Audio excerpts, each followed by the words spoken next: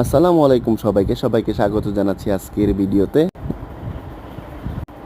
এই রাস্তাটি টাঙ্গাইল জেলার সখীপুর উপজেলাধীন কালমেঘা চৌরাস্তা হইতে বেলতলি দিয়ে নলুয়ার রাস্তা।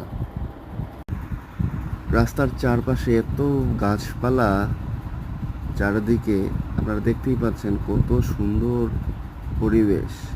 এমন পরিবেশে আসলে কার না ভালো লাগে। এই রাস্তাটি পূর্বে বেশ খারাপ ছিল, কাঁচা রাস্তা। এই দিক দিয়ে মানুষ চলাচল খুবই একটা ভয়ানক পরিস্থিতি ছিল, কিন্তু এখন যেই সুন্দর পরিবেশ, এখানে সবাই আসলে অবাক হয়ে যাবে যে এই গ্রামের মধ্য দিয়ে এত সুন্দর একটি রাস্তা সত্যিই অনেকটা সুন্দর। একটু সামনে এগুলে আমরা দেখতে পাবো বেলতলি বাজার নামে অবহিত কয়েকটি দোকান আছে এখানে। সামনে একটি সুন্দর ব্রিজ এখানে আছে। ধরুন একদিন পড়ন্ত বিকেলবেলায় আপনি আপনার কোনো এক কাছের বন্ধুকে নিয়ে এরকম একটি রাস্তায় আপনি ঘুরে বেড়াচ্ছেন বাইক দিয়ে, কেমন লাগবে আপনার? অবশ্যই আপনার বেসুরা মন গেয়ে উঠবে যে গ্রাম ছাড়া ওই রাঙামাটির পথ, অথবা যে এমন দেশটি কোথাও খুঁজে পাবে না কো তুমি, সকল দেশের রানী সেজে আমার জন্মভূমি। প্রিয় বন্ধুরা, আপনারা যেই শালবন দেখতে পাচ্ছেন, এটা হচ্ছে মধুপুর গড়ের একাংশ। মধুপুর গড়ের একাংশ, এটার হচ্ছে পূর্ব দিকে আছে বাওয়ালগড়ের একাংশ, যেমন কাদিকর জাতীয় উদ্যান।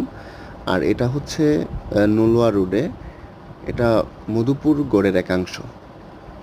বাওয়ালগড়ের একটা বিশেষত্ব হলো যে ওখানে গেলে অনেক প্রাণী দেখা যায়, যেমন বানর দেখা যায় অনেক প্রচুর পরিমাণে, কিন্তু আমি এইখানে কোনো প্রাণী দেখতে পাচ্ছি না, যেমন বানর নাই এখানে।